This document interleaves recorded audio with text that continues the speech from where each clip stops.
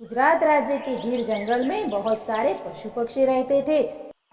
उन्हीं में एक बहुत ही विचित्र पक्षी रहता था, चिड़िया। उसके 2 सिर थे, लेकिन पेट एक ही था। सभी जानवर उसका मजाक उड़ा रहे थे और उसे खूब चिढ़ाते थे। जानवरों के दुष्ट व्यवहार से चिड़िया का एक सिर बहुत दुखी रहता था। हालांकि दूसरी चिड़िया का सिर अपनी बुरी किस्मत समझकर खुश रहता था। अलग अलग विचारों के कारण दोनों में अक्सर झगड़ा हुआ करता था।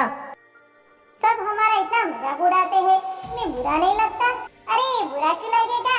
भगवान ने मुझे अनोखा बनाया है, तो मैं बड़ा खुश हूँ। एक सिर को अगर कुछ खाना मिलता तो वो अपने साथी सिर को नहीं देता। ऐसे ही दूसरे सिर को कुछ खाना मिलता तो वो अपने पहले सिर को नहीं देता। एक दिन पहले सिर को बहुत ही मीठा फल मिला, तो उसने दूसरे सिर को दिखाते हुए फल को खाना शुरू किया। हाँ, कितना मीठा फल है और उसकी खुशबू तो लाजवाब है। मुझे तो थोड़ा सा चखने के लिए दे दो ना। अरे हम दोनों का पेट तो एक है, चाहे तुम खाओ या मैं, खाना तो एक ही पेट में है ना। हाँ, पर उसका स्वाद का मजा तो बस तुम ही ले सकते हो ना। थोड़ा सा मुझे भी दे दोगे तो क्या बिगड़ जाएगा?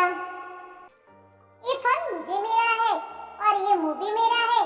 मैं इस मुंह से चाहे जो खाऊं, जितना खाऊं या उसे फेंकूं, इसका पूरा अधिकार मेरा है।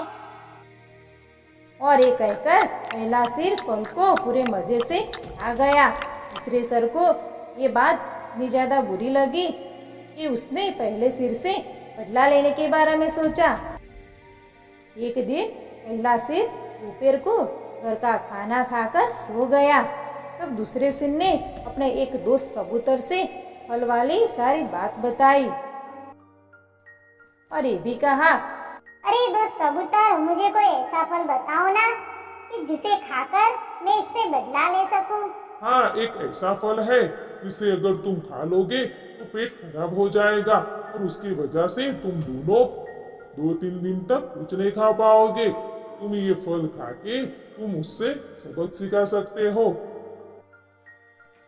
सही कहा दोस्त, मैं वही करूँगा। पर ध्यान रखे, ज्यादा खाने पर जान भी जा सकती है। ध्यान से खाना। ठीक है दोस्त, यहाँ से खाऊंगा। थोड़ी देर बाद पहले सिर की आंख खुली तो उसने दूसरे सिर पर जोर जोर से चिल्लाना शुरू कर दिया। अभी तक कुछ खाना क्यों नहीं खाया? कामचोर, भूख की वजह से मेरी नींद खुल गई। तो उसमें मैं क्या करूं? मेरी मर्जी में खाऊं या ना खाऊं? थोड़ी देर तक यूं ही लड़ते रहे।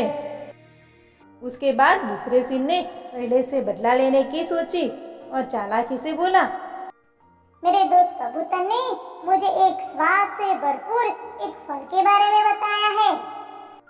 मैं तो अब वही खाऊंगा, स्वाद से भरा भरपूर, स्वाद से भरा फल। हाँ, अगर खाना है तो मेरे साथ चलो। वो फल सिर्फ मेरे दोस्त कबूतर को ही पता है। चलो, ले चलता हूँ मैं तुम्हें। दोनों फल के पास पहुंचते हैं।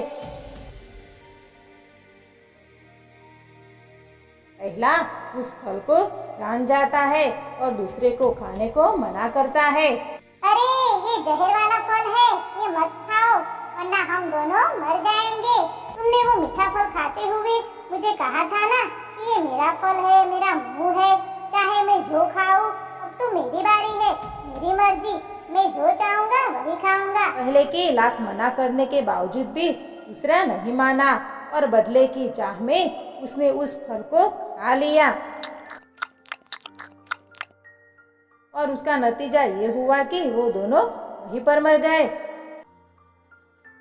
तो दोस्तों, ये कहानी से हमें ये शिक्षा मिलती है कि स्वार्थ से बचकर एकता की शक्ति को पहचानना चाहिए। स्वार्थ हमेशा खतरनाक होता है, जबकि एकता का बल बहुत अधिक होता है।